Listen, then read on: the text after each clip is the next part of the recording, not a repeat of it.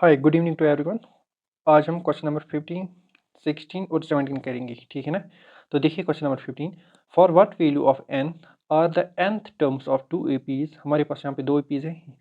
यहाँ पे देखिए 63, 65, 67 up to so on, and second one is 3, 10, 17 up to so one.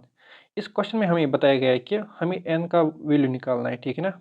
अच्छा, उस वैल्यू पे जो इनकी nth टर्म्स है ना, यानी कि लास्ट टर्म्स, वो इक्वल है, ठीक है ना। तो देखिए हम इसको कैसे करेंगे सोल्यूशन। पहले हम फर्स्ट ए पी लिखेंगे विच इज़ यहाँ पे 63, 65, 67 अप टू सो ऑन। इसको हम अप टू ए एन लिखेंगे, ठीक है ना, कैपिटल ए एन से। ओके। अच्छा, सेकंड ए पी क्या है? Second A P is 3, 10, 17 up to small a n. Okay. अच्छा, यहाँ पे पहले हम फर्स्ट टर्म क्या है यहाँ पे 63, और डिफरेंस क्या है यहाँ पे, it is 65 minus 63, so which is equal to 2। so यहाँ पे हमें कॉमन डिफरेंस का वैल्यू मिल गया। ओके।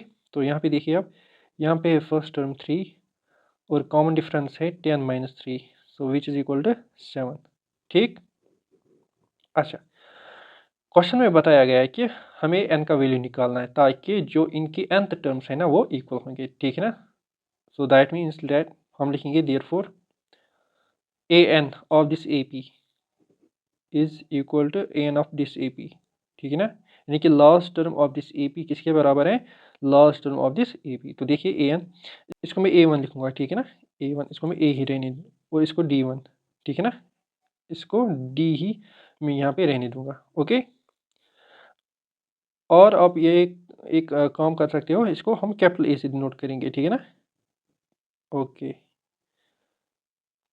यहाँ पे स्मॉल a, और इसको हम D1 से डिनोट करेंगे और इसको D2 से, ठीक है ना। अच्छा, यहाँ पे देखिए an, अब हम यहाँ पे an का फॉर्मूला यूज़ करेंगे, a plus n minus 1 into D1, ठीक है ना। ये इसका an है, so which is equal to a plus n minus 1 into D2, ठीक है ना, because D2 is common difference of second AP।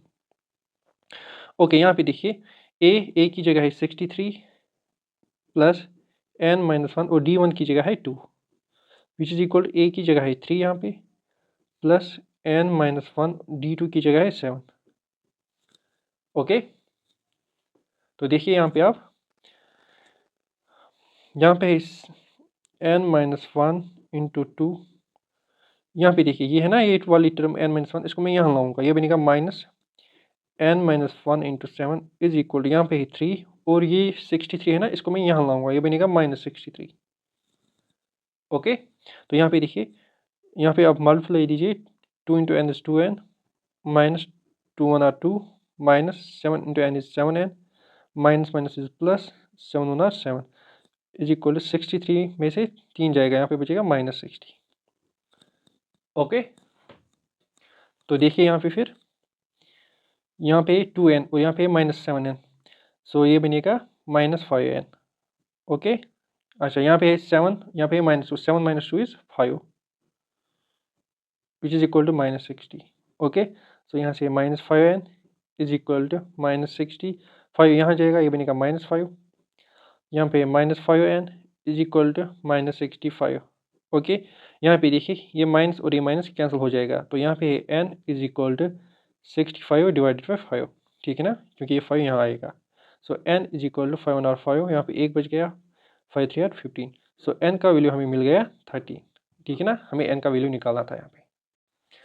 अच्छा, अब देखिए अब दूसरा question, I mean 16th, determine the AP whose third term is 16 and seventh term exceeds the fifth term by 12। यानी कि हमें यहाँ पे AP बनानी है।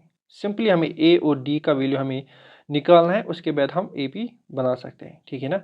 अच्छा, यहाँ पे बताया गया है कि जो थर्ड टर्म है उस AB की वो क्या है 16।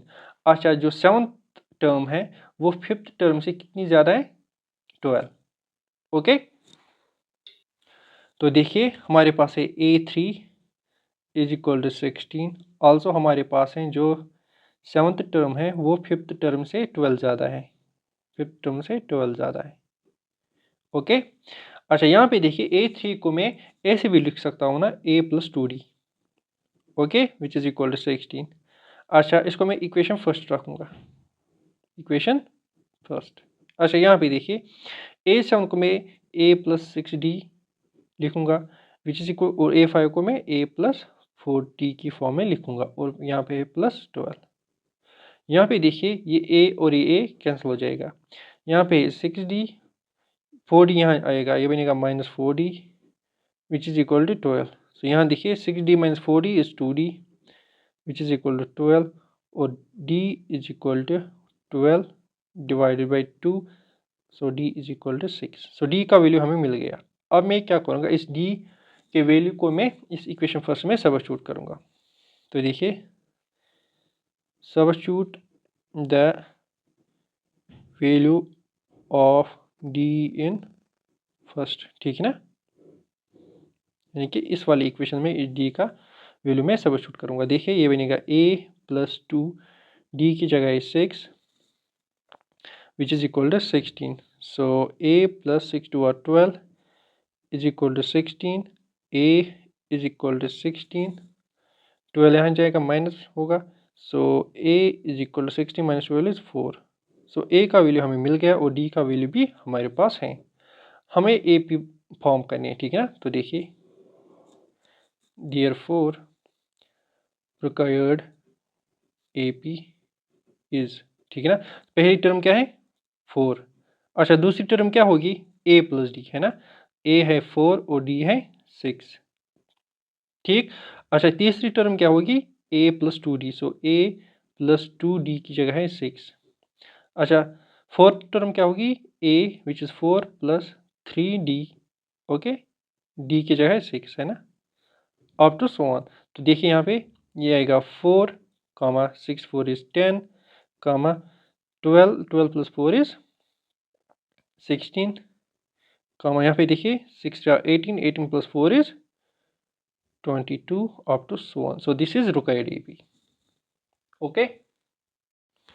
अच्छा, अब देखिए अब 17th question, find the 20th term from the last term of the AP। Simply हमें बताया गया ये है हमारे पास एक AP, हमें 20th टर्म निकालनी है बट फ्रॉम लास्ट, यानी कि हमें यहाँ से 20 टर्म निकालनी है, ओके। तो देखिए हम इसको कैसे करेंगे। तो देखिए सॉल्यूशन, हमारे पास AP क्या है 3, 8, 13 अप टू 253, ठीक है ना। पहले हमें इसको रिवर्स करना है, रिवर्सिंग ऑन रिवर्सिंग। तो देखिए ये बनेगी 253 अप टू 13, 8, 3, ठीक है ना, इसको हमने रिवर्स किया। अब देखिए यहाँ पे A क्या है, A हमारे पास 253, क्योंकि हमें निकालनी थी यहाँ से 20th, so that is why मैंने इसको रिवर्स किया। अच्छा, यहाँ पे देखिए D क्या होगा, जैसे हम निकालते हैं लास्ट टर्म माइनस उससे पहले वाली टर्म। सो यहाँ पे देखिए 3 - 8, okay, so which is equal 3 - 8 is -5। So D का वैल्यू हमें मिल गया और A का वैल्यू भी हमारे पास है। हमें क्या निकालना है A20। सो हम लिखेंगे therefore A20 is equal to A+19D, okay. So A की जगह है 253 + 19 और D की जगह है -5, so which is equal to 253 plus minus is minus, 5 9 are 45, 4 carry, 5 9 4, 5 + 4 is 9, okay. यहाँ पे देखिए 13 - 5 इट इज़ 8, यहाँ पे बच गया 4, ये बनेगा 14, 14 - 9 कितना आएगा 5, okay.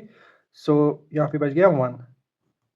So it means that जो 20th टर्म होगी A20 वो किसके बराबर होगी 158, ओके।